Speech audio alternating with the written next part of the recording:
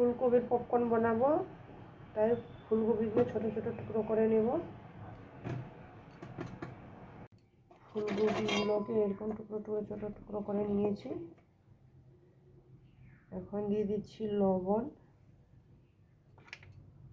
লাল লঙ্কার গুঁড়া, গোলমরিচের গুঁড়ো। এখন দিয়ে দিচ্ছি কর্নফ্লাওয়ার, ময়দা।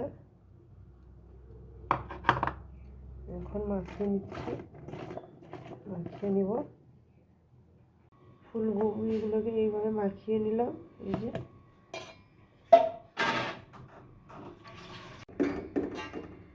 ফুলকপিগুলোকে ভেজে নিব।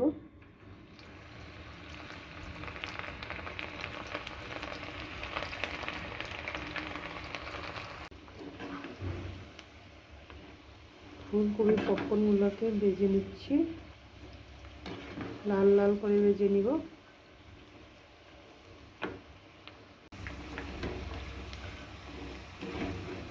ফুলকপির পপকর্ন আমার লাল লাল হয়ে গেছে, এখন তুলে নিব।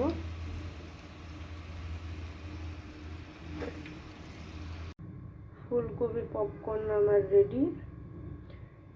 একটা খেয়ে দেখি কেমন হয়েছে।